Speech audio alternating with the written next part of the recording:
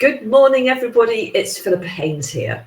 And I'm Mark Lee. Welcome to the Accountants Success Secrets podcast. This is where we showcase and celebrate successful accountants who are doing great things, have years of experience, and whose stories can inspire and encourage other accountants around the UK. We talk to accountants who've been running their own practice successfully for a good few years, and we ask them to share their story, including the highs, the lows, and what they've learned on the way. Our aim is to provide some fundamental insights for you, our loyal listener. If you'd like to share your story in a similar way, do please get in touch with Philippa or myself. Okay, so without further ado, we are going to be introducing Nicky Larkin of Goringe Accountants. We're delighted to have her here. Absolutely. Nicky founded Goringe Accountants in 2007 and a separate business, which we'll hear about, succession planning, in 2022. And Goringe Accountants' vision is to take its clients from their early days through each stage of their life cycle. That includes access to finance, funding rounds, and succession planning. In fact, they're one of an ever-decreasing number of smaller accounting firms, not that small actually, that still has a busy audit division and can fulfill the full accounting, audit and tax requirements of foreign-owned UK subsidiaries. That sounds very impressive, and there's a lot there, but have we missed anything out, Nicky? Is there anything else you'd like to add by way of introduction? Yeah, so just to clarify, our practice is ever changing. So we tend not to do audits anymore, actually, just very recently. But that's very recent, so that's my fault for not updating you on that. But yeah, but we still work with a lot of clients that do have audits, but we work very closely with a couple other local audit firms that do a brilliant job that we sort of partner with on those now. But we really focusing on growing the business advisory division, which is really growing really well. Love it. That's very helpful. And in 2023, 2024 going forwards, I think there's a lot of logic and sense in that because of that. The conflict that sometimes arises when you're doing the audits as well. We always aim to dig deep into the person behind the accountant. We seem to manage this focused around 5 key questions and still keep the podcast about 30 minutes. So we'll take questions in turn.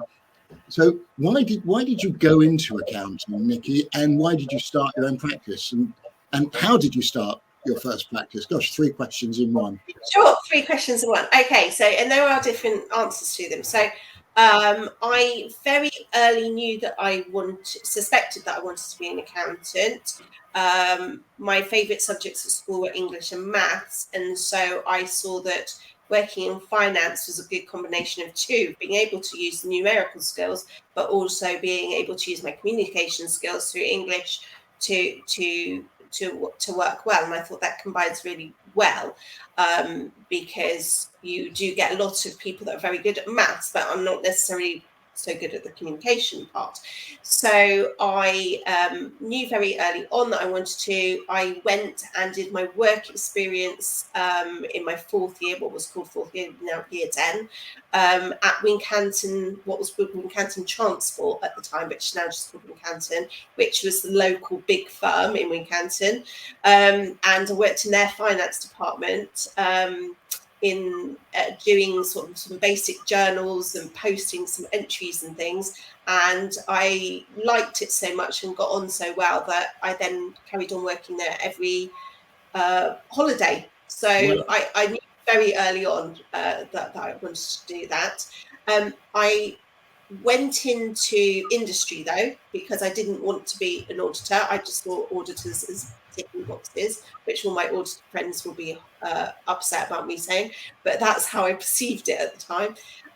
So I knew that I wanted to be more in industry. So I went and went through industry route and grew through my career. It was sort of haphazard how I fell into running my own practice, because I never worked in another practice. I always worked in industry. But I always knew that I did want to run my own business and become a managing director, I thought I'd probably end up being a MD of a tech firm, because I'd spent a lot of time in tech firms. However, I was sort of looking at I was at next stage of changing role. I was relocating from London to Reading, and I was looking what was around, and I'd already started looking after some of my friends' accounts, just as a ad hoc helping type of thing. So I wasn't completely unfamiliar, and of course I'm a chartered management accountant. And it was actually my husband had the idea of saying, why don't you just run your own practice? And I said, don't be ridiculous, because that would just be really boring and not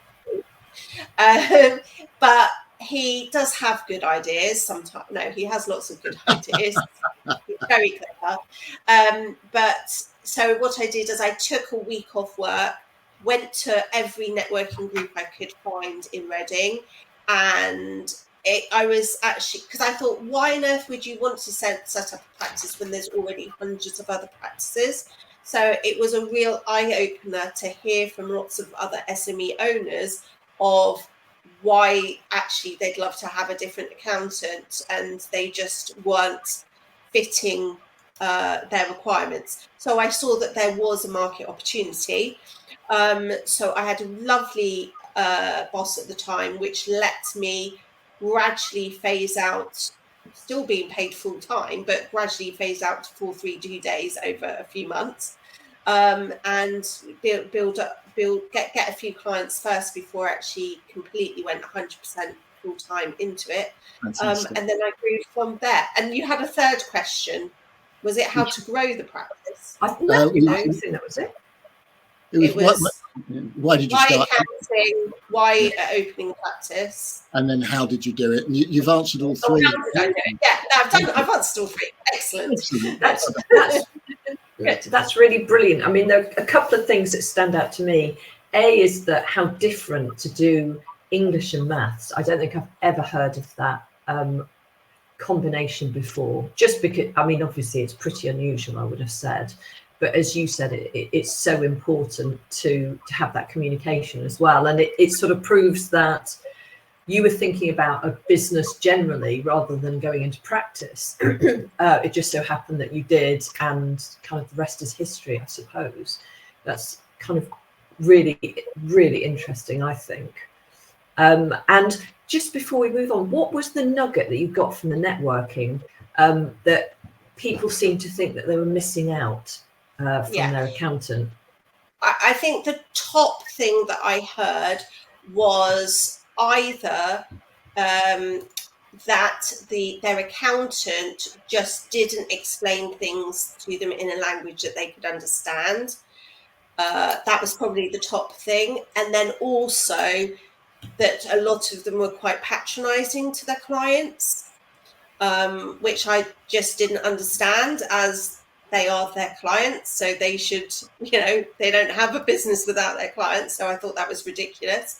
And I think the third probably thing was, I was just shocked at how many would say, oh yeah, we give our stuff, but then we get it back 6 months later. And it was just like, again, where's the customer service in that? So it was very much seeing that there was big gaps in customer service. There was a lot of elitism in practice, and snobbery probably as well, and not looking at what does the actual client want. And that's where, I've got a business studies degree, so I've done a lot of marketing work, and it was, it should always be, for a start for a business, what does the client actually want? There's no, it's, yes, you can produce a service and a product and then try and work out your market, but it's much better to come from the point of view, what does the client actually want? Well said, Nicky. I totally endorse that, given my role as a sort of brand and marketing person. At this point, we normally ask, so what have you learned? And I think this is really important for somebody like you, because A, you've got two businesses, and B, your accounting practice has like 28 staff or something like that, or is around 30, sort of, it's more or less. It fluctuates all the time. It's kind of Yes, yeah, track. of course. We peaked at one point at 28 staff and 5 consultants. Now we have just over 20 staff and 5 consultants. We tend to, on the tax side, always just stick to the experts, and therefore, some of them do work on multiple practices, which was great advice from Mark, because we started our businesses around the same time. So I remember getting advice 16 years ago from Mark, so that was great. And but yeah,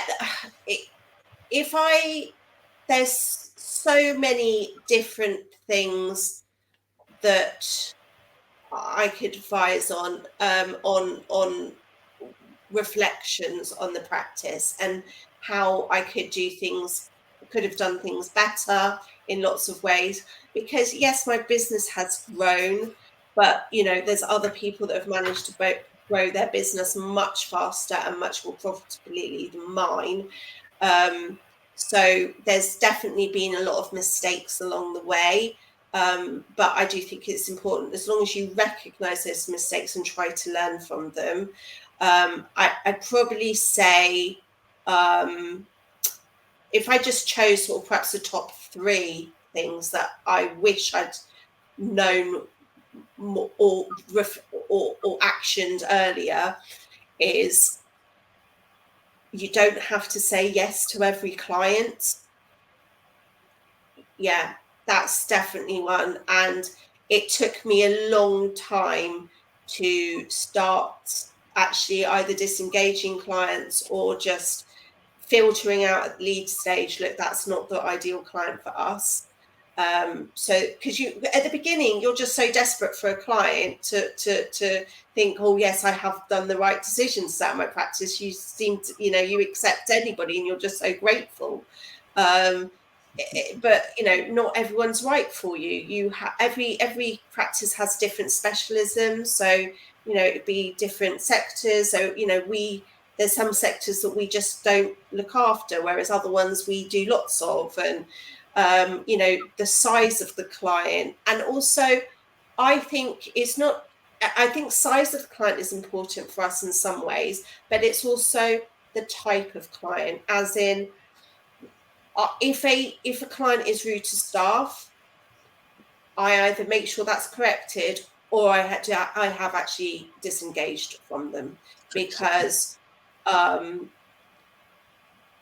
do love my clients, but it's easy to get another client than it is to get another staff member, or certainly another good staff member.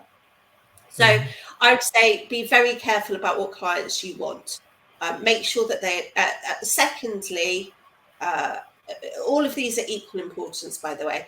Secondly, really you can get carried away. Even though we're all accountants, we get carried away with revenue. Revenue doesn't mean anything when it comes to paying the bills. You need that profit, and more importantly, you need the cash flow. And I've made mistakes along the ways. I've suffered greatly at times from that, of having bad cash flow times. And the things that I would do differently for that is, one, put your prices up. Do not, I've so many times not put prices up to clients thinking once they get bigger and more profitable, then we'll be able to get more. And sometimes that has really bitten me in the behind, because they've got bigger and then they've thought, right, well, I'm bigger, so now I'm going to go to a specialist firm in my area. So you've never ended up getting that money back again. So I would make sure it's a rarity if you're doing anything as a loss leader or as a charity type thing. I mean, we do some free things for charity or to reduce rates, but be really careful. If you have to make money, you have to make the profit, and you have to do your accounts regularly, and you need to know where you are and actually understand that. And along with that, on the cash flow, is when you come to borrowing, because if you are fast growing your business, you generally will need extra cash flow to fund that growth. Borrow when you don't need to borrow, because then you'll get much better rates. Because if you try and borrow when you don't need it, it's really hard to do it, because they'll slam you with high rates, and it's also more difficult to justify that you'll be able to pay it. And also, it's much better to borrow more than you need. It's much more difficult to go back a second time and say, I'm sorry, I got my sums wrong and I needed more. So on borrowing, I would do it when you don't need it and ask for more than you get, because having, and I'm not there yet. I'm not yet there. I mean, I'm forecast to be at a good place by the end of this year, but I'm not at the right place yet. But I know that once you've got, you know, a year's worth of salaries in your, or 6 months, years of salaries in 6 months of salaries in your bank account, your decision making is so much more long-term and strategic. You're not then going, oh, well, I don't really want that client, but actually that's going to help me pay the VAT bill at the end of the month or whatever else. So that's my second one. First, so it's first, selective clients. Second, you've got to sort your profit and your cash out to be able to grow faster, especially to grow really fast.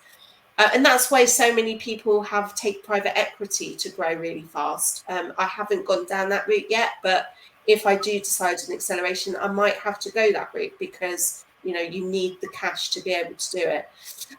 Third, and as I say, definitely as equally important as the other two, be so careful with your recruiting. And that's not a reflection on people that we've recruited that didn't work out, because it's equally our fault as well as, you know, it's not just that. You've got to be careful when and who you recruit. We've made mistakes over the years, expensive mistakes. Sometimes trying to fit somebody into a role that just wasn't right for them. Also with different levels of expectations. So the adage of hire slowly, fire quickly really does resonate and make sense. So, you know, really make sure, even if you're a small practice, you need to make sure you're very clear. What are you hiring the person for? Have clear roles and responsibilities, because I tell you what, when you come to the exit interview, there will be completely two different versions of the manager's version versus the employee's version. And it will be, and I know even of people that still they can have very different views of performance or requirements. And sometimes, if you haven't spelt it out, you know, there's going to be gaps and issues. So be very careful on hiring. And over the recent years, it has been difficult to hire because of almost full employment and really hard to get the right staff. And so sometimes you have people, you know, many practices have gone and taken on someone and thought, you know, just because they're desperate, they need a body in. You know, I was talking to one of my friends in practice the other day who runs another practice. You know, they took someone on, they got so much work on, they really need to recruit. They took on a semi-senior. Within a week, they saw that they just weren't right, and they made the brave decision of getting rid, which is the right thing to do, because it's not good for anybody. Obviously, better be careful about recruiting them right. Sorry, Philippa, I do totally. No, I mean, these are gems, which is why we haven't been interrupting, because I mean, it's just like tick, tick, tick. It's amazing. What I wanted to pull out, though, because obviously you're talking about recruitment, and what I thought was really, really interesting is your perspective on culture, both in terms of having the right clients and obviously having the right culture within your team, and ensuring you've now decided that you won't go over a certain number of team members, and you won't have more than a certain number of clients. Do you want to tell us a bit about that? Because that's clarity of thinking in my perspective. Yeah, I think this is it's partly for various reasons, but and we see it in our clients as well. It's we've seen success where a business has just focused more on the profit rather than the revenue, and therefore just try and improve efficiencies, and that's the bottom line. And ultimately, to the managing partner, the bottom line is the most important thing. So at the moment, there is a big change in culture when you go over 30 people. We peaked at one point of having about over 30 people in the team, and we have, through various different reasons, refocus of the type of people we've got, etc. We're now more comfortably under that threshold because the culture does change. And it also just changed just from 8 people to 20 people, and we are, let's say, how to say it, although I'm very driven on what I want in success, etc., I spend the majority of my life in my business. So I still want to have a culture, a family type culture in the business, as in we do look after each other. If somebody has got an issue, there's time for everybody else to look after them, and it's not just always about the bottom line, etc. And it just gets more difficult when you get larger. So I'm at the moment very much got a cap on the number of clients and the number of employees to have, to keep control of that culture, and just to be more thoughtful of how the growth happens. And on the size of clients, it regardless of whether a client is £1,000 fee or £100,000 fee, it's still one client interaction, and you can still end up having just as many questions from that 1,000 fee as the 100,000, even though obviously you're getting remunerated very differently. So I am very much on trying to get our average fee higher, and keeping a cap on the number of clients, because that helps me feel a bit more in control. I think that's wonderful. I was fascinated, delighted, and impressed by your target average fee per client, which puts you well beyond many other smaller practices. And of course, you're not a smaller. We're not there yet either, but that is our aspiration. We've got a very high aspiration of average fee to get to 10,000 average clients, and that's partly because we do a lot of outsourced finance department services. So often we are essentially their management accountant or whatever else, and so therefore 10,000 compared to like hiring a management accountant for 40 grand doesn't actually seem very much. And also we're doing a lot of business advisory, and if you're doing a due diligence project that's 10k a top up, it's not completely crazy for your average. That doesn't mean that we don't have we won't have smaller clients in the future, but we're looking at the clients that are going to be growing and therefore eventually going to a higher fee. And with a cap of, I think you said 500 clients. Yeah, that's it. That's the dream.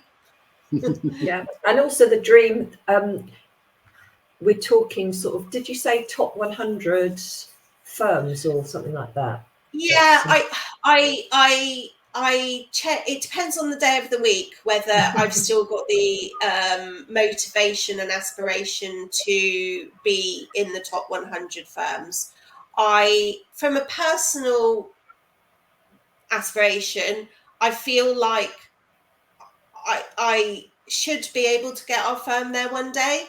And also from a female perspective, I think it's very poor that there are so few women-led firms in the top 100 and hardly any female founder-led firms in the top 100.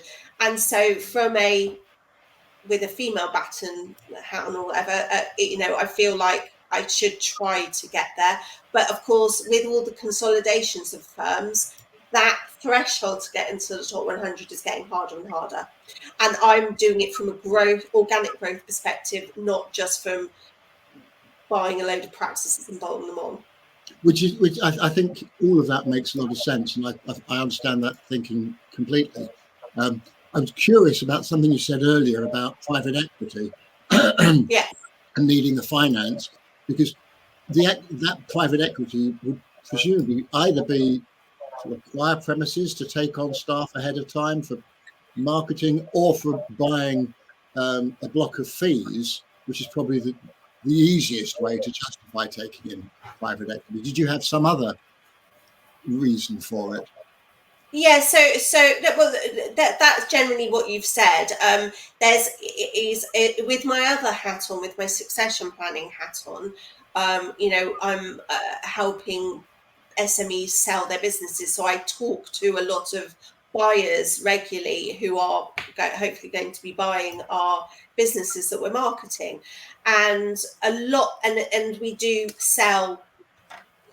help accountancy owners want to retire or go and do something else to sell. So I do speak to a lot of firms that are acquiring, and a lot of them are private equity backed, and some of it's because it's so that they have the funds to do those acquisitions.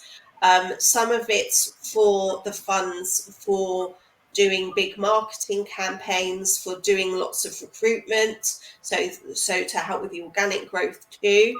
But of course, with the private equity, and it's a great route, and I know there's a female Welsh owner that has recently gone down that path and is starting to acquire a lot of firms. So it's good to see that they are funding some female firms, because a lot of private equity goes to male firms. Yep. And that's the same with VCs. The majority of VC funds go to male firms too, male-led firms.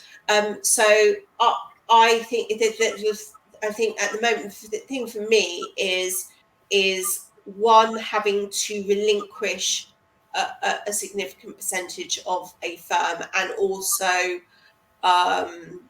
it would be inevitably change the culture having private equity led. I'm not saying that's for a bad, it could also be for a good thing too.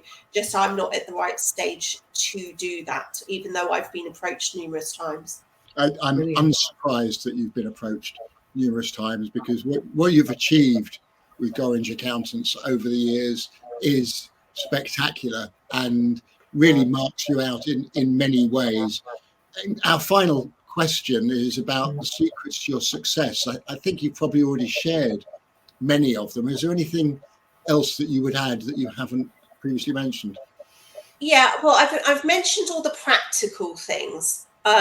I think there's some other things, though, as a owner of a business, which are generic across, you can apply across all sectors. And I think for a business owner to be successful, they do need a variety of things. They need flexibility, because things do go wrong. So they need to be able to quickly decide, okay, what to happen. Everybody had that a few years ago with the start of the pandemic, so that really tested a lot of business owners. So you've got to have the flexibility. So you've got to have the agile thinking. You've also, it is hard, even for the most optimistic person, and I am an optimist. Some people sorry say I'm too an optimist, and that causes my downfall sometimes. But it is, even for the most optimistic person, it's still difficult sometimes to keep optimism with the challenges of running a business. So it's important to have people around you that you can be transparent with and share problems with, whether it's a group, a supportive group, of other accountants, or another type of peer group, or even your management team. You need to have other people to talk to, because there can be dark times, whether it's you having a problem with an employee or a client or cash flow, whatever, and I've really appreciated different people that have supported me over the years. That's a great answer. And as a mentor to sole practitioner accountants, I love that answer. Obviously, I'm sure you didn't say it just for me. We've never worked together in that way, so it wasn't a reference to me. No, but it's true, and it's important to have someone like Mark, or one of the others, because variety. It's harder, and actually, I wish I'd been, because I go to a lot of different things, but it's important to hear, especially because I'm somebody who's not been in a practice before. I'd have accelerated my growth quicker if I'd had that mentorship or being part of a group earlier. I am now, and I'm learning a huge amount from other managing partners. That's fabulous, and crucially important. Time has beaten us, as it invariably does. We think that Philippa may have frozen. We can see her there, but you might be able to hear me. Can you hear me? We can. Yeah, yes. So you probably heard me typing, saying to Mark, "I've frozen, so take over." I think I'm just dumbstruck with all of the insight that you've sort of passed over, because I know you've said a lot of it is pragmatic and rational and stuff, but I actually think you've dovetailed brilliantly with the emotional side as well. I'm just, obviously, like Mark, really, really impressed with your journey.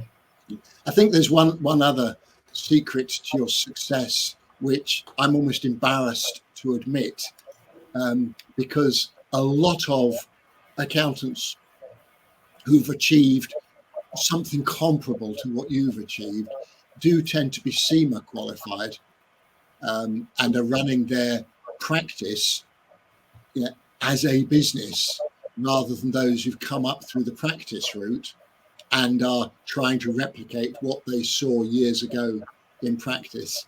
And sadly, I think there's a lesson there. But we are at the end now. So, Nicky, do you want to share your contact details so that our listener can get in touch if they'd like to? How's it best for people? Yeah, absolutely. So probably the best way to get in touch with me is probably through LinkedIn, Nicky Goringe Larkin. So you can contact me there, whether it's regarding Goringe Accountants or succession planning. I do spend most of my day now on succession planning, which is perfect, because it's taking you the route of my clients. It's lovely to see the clients that I helped start years ago now get to the point of being able to sell. So that's really great. Yes. So yeah, Nicky Goringe Larkin on LinkedIn. Email address is very simple: nicky.larkin@goringe.email or nicky.larkin@successionplanning.co.uk. But yeah, I'm all over most social medias, so you'll be able to find me on one of them. Lovely, thank you for that. And Philippa, are you able to tell us how listeners can find out more about you and Insight 101? Sure. So a little bit like Nicky, I would say LinkedIn is really good. So Philippa Haynes, that's where you'll find me there. But I've also got a new website, www.insight101.co.uk. And that's a really good way of booking in a discovery call with me and just having a chat. And what about you, Mark? Tell listeners how we can find out more about you and obviously your Soul Practice Club. Thank you. Yes, and Philippa's new website, I think, is awesome, by the way. Thank you.